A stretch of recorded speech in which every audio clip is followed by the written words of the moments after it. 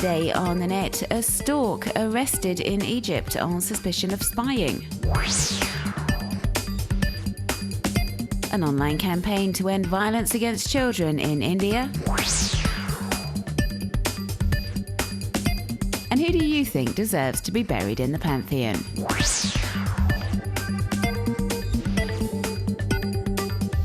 A stork behind bars. As strange as it may seem, the Egyptian authorities detained a stork on Friday, believing it to be carrying a spying device. It was found by a fisherman in the Kenya Governorate in southern Egypt, who thought the electronic device attached to its back looked suspicious. So he decided to capture it and take it to a police station.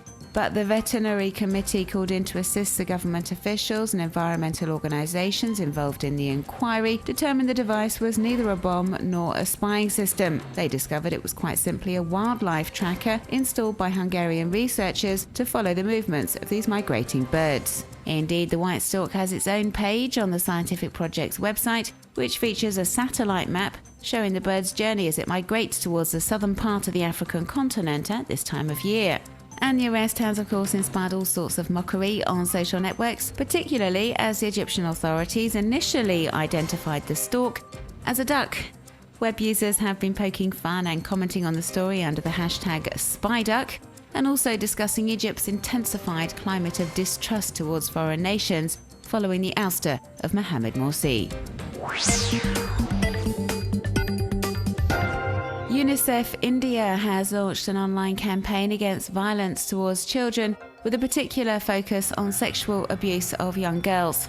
Social networks play a prominent part in this campaign, which is seeking to raise awareness about this terrible and tragic phenomenon.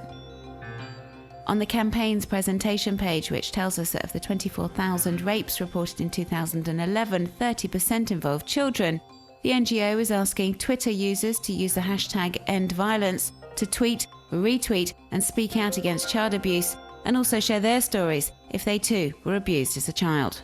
Web users are also encouraged, like here on UNICEF India's Facebook page, to put forward any ideas they might have about curbing the problem, with many saying that the focus should be on creating a protective environment for children, educating the younger generation and continuing to raise awareness about the problem of violence against children. A number of well-known faces have also joined the campaign. In this video, for example, Amitabh Bachchan, a living legend of Indian cinema, condemns violence towards children and appeals to the people of India to mobilise en masse to put an end to this national disgrace. Join and speak up.